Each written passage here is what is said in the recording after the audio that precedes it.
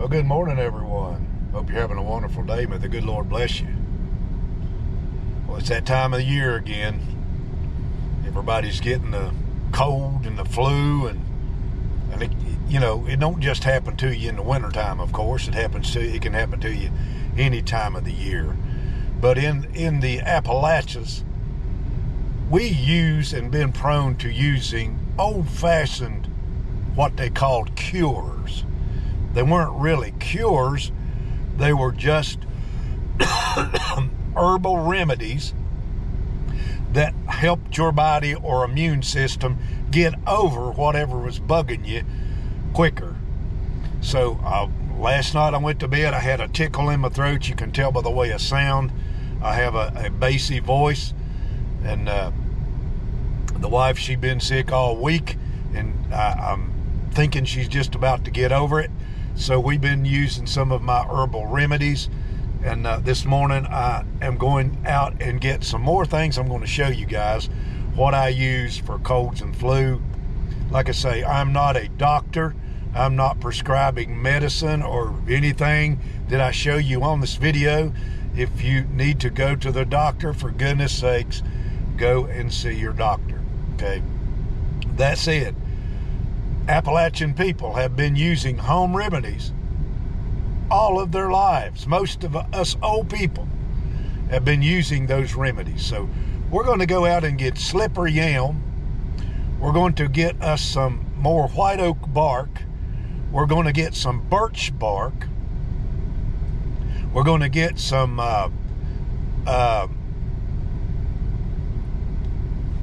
well, just in a minute I'll remember it. We're going to get some wild cherry bark, okay?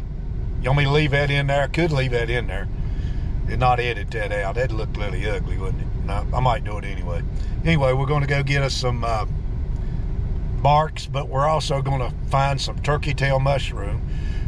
Turkey tail mushroom will help your immune system get boosted up while you've got your cold or your flu, whatever it is. What we're trying to do is get the immune system to kick that stuff out of your body. So the barks and the teas that we make will make us urinate more, and our liver will then, have to process all of that, and it will help flush that poison that's in your body, which is what it really is. It's a poison in your body. Get rid of it. So let's go to the field and get some herbs or some herbal remedies like Granny used and like I still use here in the Appalachian. All right, you all, first thing we'll stop and get is some slippery elm bark. Now, there's two ways to use slippery elm for your throat, okay? Because there's nothing worse than that old raw throat that you can't even swallow your own saliva. You can take the slippery elm bark, the inner bark of the slippery elm tree, and you can chew it and swallow the mucilage that away. This stuff is very, very slimy, and I've done videos on it before. You can use it for chapstick and all kind of stuff, but in this situation where, you've got a sore throat, my wife's had a sore throat all week, I have got slippery elm bark here at the house stored, okay? We just make tea out of it. Then you just drink that tea with the slippery elm in it, slippery elm tea. The mucilage will coat your throat and mouth, and you will feel slick or slimy like. That lets that throat heal up faster because stuff is not being drug over that raw place in your throat. And like I say, there's nothing worse than that. Okay, what else can you use? You can use marshmallow root. It's got almost the same type of mucilage in it as slippery elm bark, only it's a little bit better. Now, I have never used it. I don't have any growing around here that I know of. So what I've done is I've actually ordered some organic stuff for her to use, the marshmallow root. So let's go over here to this slippery elm tree and get us just a little bit of slippery elm bark. All right, you guys, you can see where I've harvested elm bark off this tree right here. That's some of the bark that she's been using. We don't need very much of this bark at all.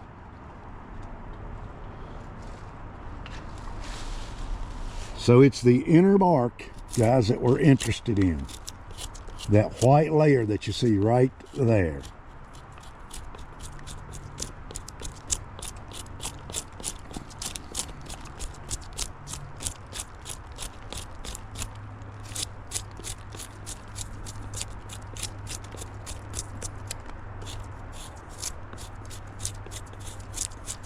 And you can chew this stuff just like bubble gum with a sore throat, and it really, really does work. Now, if you read about some history about the Revolutionary War at Valley Forge, they ran out of food. They literally ate this bark as a cereal, you all. They cooked it into a cereal. Now, it is very slimy.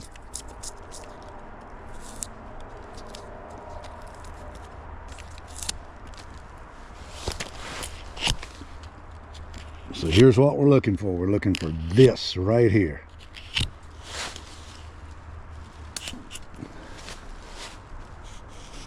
The elm tree, you all, has got all kind of different uses.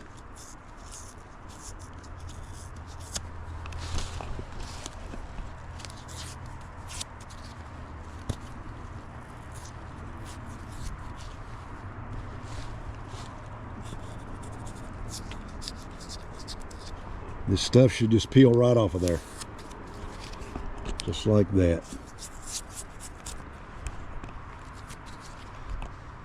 And what you can do is you dry the bark,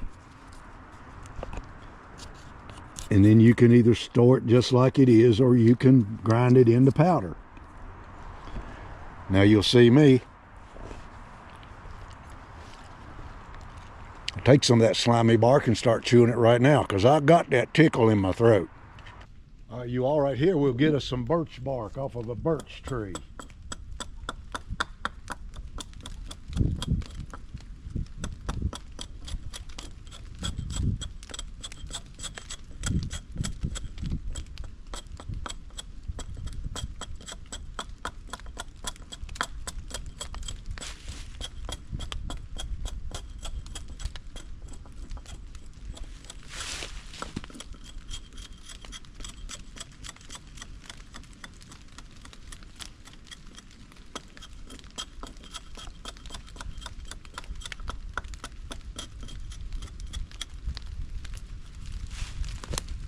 Just like the wild cherry, this will help stimulate your system, make you urinate, but it also flavors this tea really, really good. Now, let's see if we can find some wild cherry close around here. Now, you all, for that hack and cough, right here is one of the best ones that I've found so far.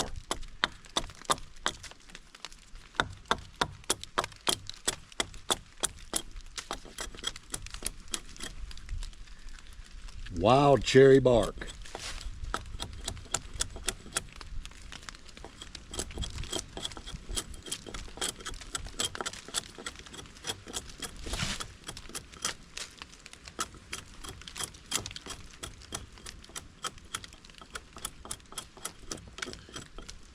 When you mix this with the birch, it just makes it taste better. This alone helps the cough really, really good, you all.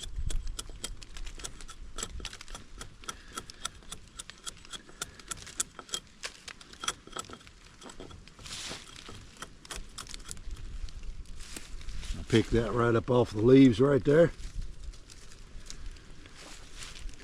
That's basically all we need of that right there for this tea. This stuff can be used as long, guys, as it's got flavor. When it's still got flavor, you can continue to use these barks right here. All right. So we need the white oak, which I see one right over yonder. Let's go over there and get that.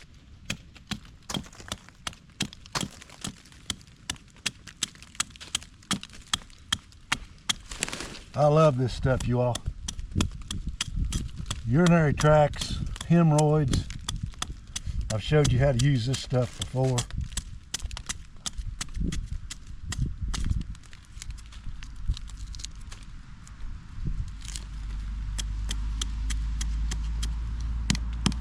And it doesn't take very much of it at all, you guys.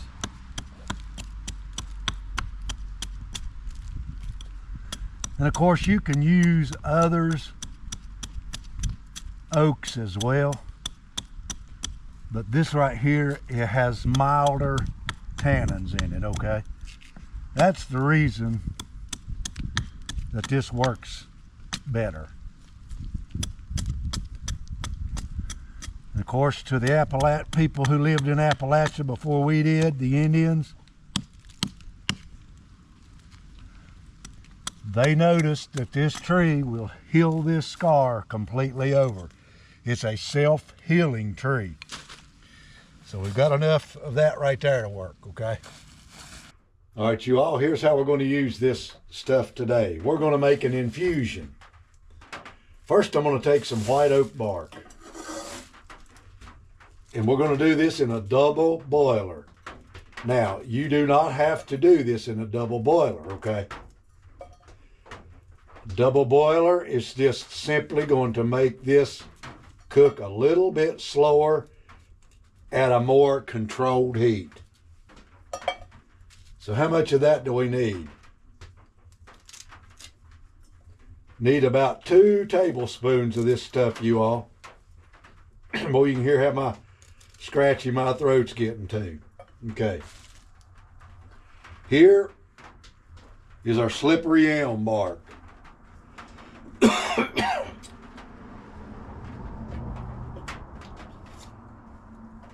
Going to take us about a tablespoon of slippery elm bark. The rest of this stuff we shouldn't have to do too much with. All right, here is our birch bark, okay? Let's take a teaspoon of birch bark.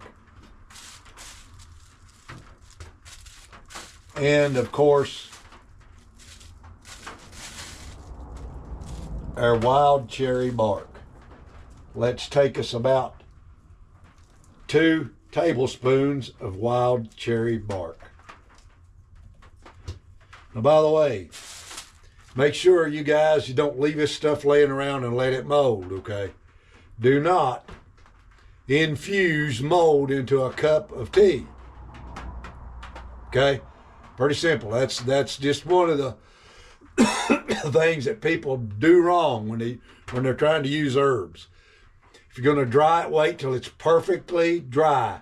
Do not leave it laying around and mold and then infuse that mold in no tea, okay? Now, another way you can do it is take these fresh herbs, put them in the freezer and leave them in there and get them out and use them that way. Won't hurt them at all. But do not leave it laying around and mold and then get it out and use it, because that's going to be very harmful.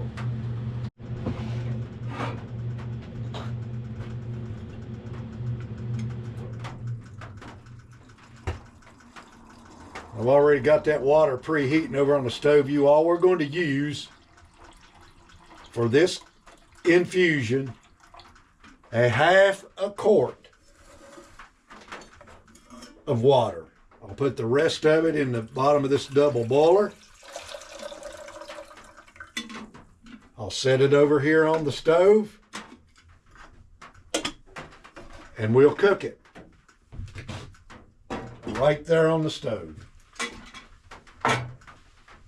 Now, I couldn't find any turkey tail mushroom, where I didn't really make any effort this morning up there in the fog at 4,000 feet. You can find it anywhere there's rotten logs and stuff like that, but I didn't get any, so we're not going to have that in this. I've got plenty dried up there at the house. Now, you all, it's a good idea to get you one of these thermometers right here. That way you can not overcook your herbal remedy.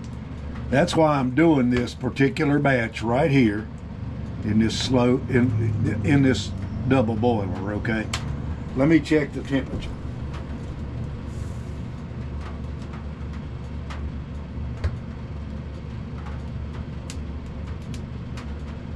That temperature is 160 degrees. So it's not boiling, it's actually just slow cooking, steeping.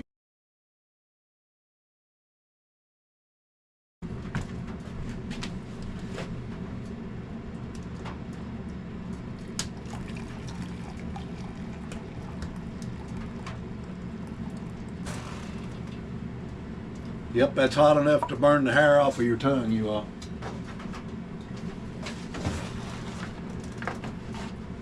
But you know, when you see somebody tell you something about this kind of stuff, you boil this stuff and all that good stuff, but a lot of the things that you see on YouTube, you all, people are, you know, they're trying to give you some information about herbal remedies and that kind of stuff.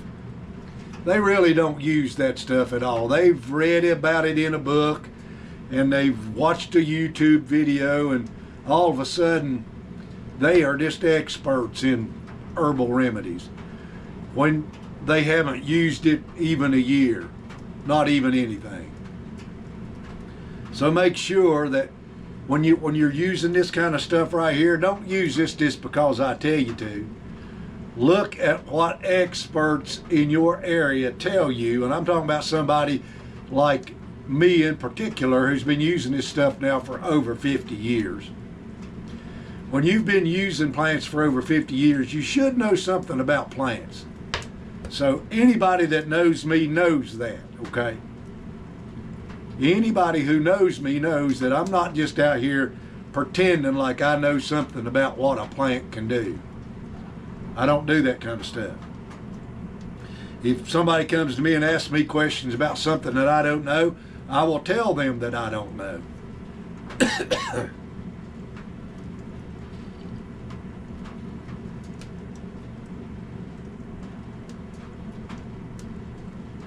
Now, if you want to flavor this tea right here, that's fine and dandy, you all. The birch actually flavors this tea enough to satisfy me. If I don't like the taste of it, I put pure honey in it. But most of these things that I use them straight out of the tree, straight out of the tea. And this has been steeping now for about 15 minutes, which makes it really, really potent. So I'll leave the comment section on this video, you all. If you know some herbal remedies for colds and flu, how to make people feel better, put them in the comments. We'll shop them. We'll see if you know what you're talking about. You know, a lot of people put in there, well, my grandma done this and my grandma done that. It's all well and good. But did what grandma do work for you? There's no question about it. Our grandma, my grandma, Reed, she was the family doctor.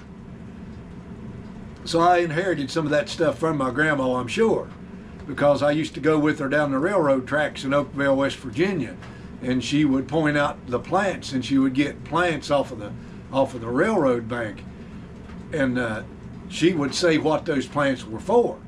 Well, I didn't realize at the time that must have been something that would interest me in the years, you know, in my older years.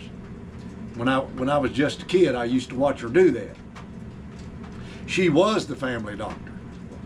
We would have died if it hadn't been for Grandma Grandma JB from over in around Hillsville, Virginia is where she was from.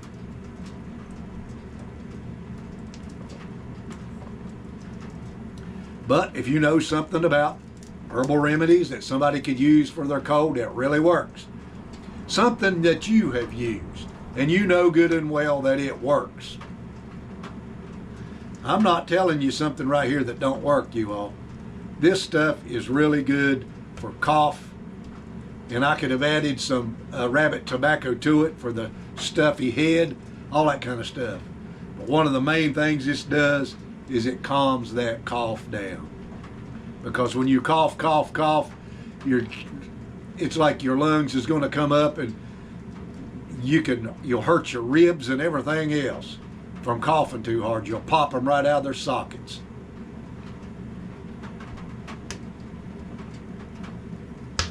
That's some very good tea. Anyway, you all, that's it for this particular Appalachian Old Time Remedies. That's what I'm going to call this series. Appalachian Old Time Remedies. Number 1, okay? I'm going to do a series on it. And let's see if YouTube throws it out the window like they did the rest of the stuff I done. With that, you all, may the good Lord bless you. Until next time, I really appreciate you watching. So long for now.